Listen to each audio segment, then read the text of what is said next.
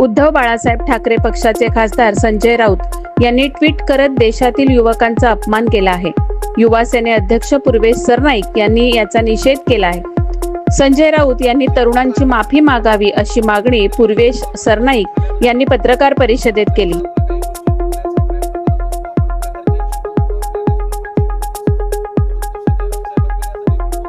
काल रात्रीच उबाटाचे खासदार संजय राऊत यांनी एक ट्विट केला होता आणि त्यांच्या ट्विटमध्ये त्यांनी भारताचा प्रत्येक युवक हा भरकटलेला आहे, मंद झालेला आहे अशी टीका त्यांनी भारताच्या युवकांवर केलेली आहे। मी खऱ्या अर्थानं आपल्याला सांगतो, भारताचा युवक हा भरकटलेला नाहीये किंवा भारताचा युवक हा मंद नाही, तर सन्माननीय संजयजी राऊत हे भरकटलेले आहेत, हे मंद आहेत आणि कदाचित त्यांच्या पक्षाच्या युवा नेत्यांवरचा जो राग आहे किंवा जो दोष आहे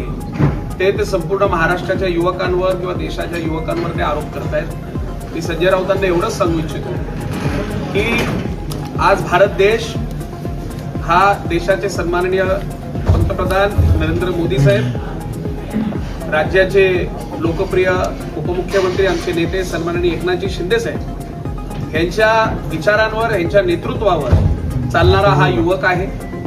आणि भारत देश हा प्रगतीच्या पथावर चालणारा एक देश म्हणून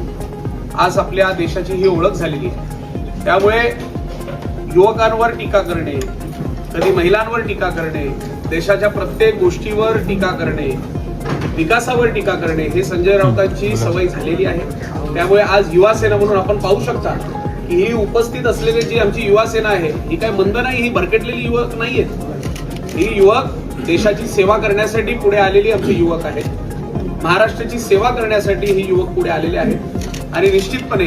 आदरणीय एकनाथ शिंदे साहेब, डॉक्टर श्रीकांत शिंदे साहेब यांच्या नेतृत्वावर महाराष्ट्राला पुढे नेण्यासाठी हे सर्व युवक हे येणाऱ्या काळामध्ये सुद्धा चांगलं काम करत राहणार, हे आज मला आपल्याला या पत्रकार परिषदेच्या माध्यमातून सांगायचं आहे।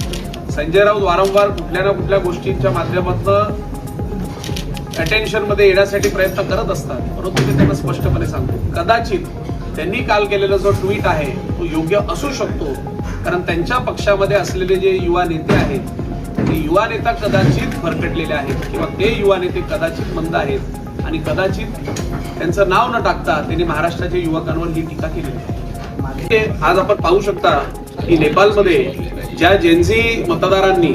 पूर्ण तिथलं जे सरकार आहे त्या सरकारला पूर्ण बदलून टाकलेलं आहे आणि कदाचित अशाच पद्धतीने युवकांना म्हणजे कन्फ्यूज करण्याचं काम, त्यांना त्यांचं माइंड डायव्हर्ट करण्याचं काम कदाचित ह्या नेते मंडळींकडनं होत आहे। पण शेवटी हा भारत देश आहे, ही महाराष्ट्र आहे आणि महाराष्ट्राचा जो युवा आहे तो सुसंस्कृत युवा आहे। त्यामुळे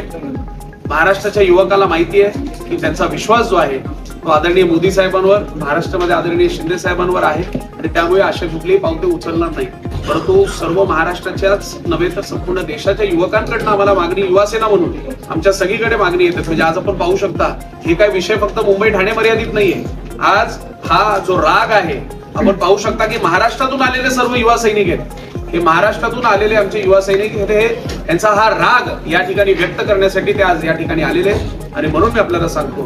की जर त्यांनी माफी मागितली नाही तर आम्ही निश्चितपणे शिवसेना स्टाईलने आंदोलन करणार।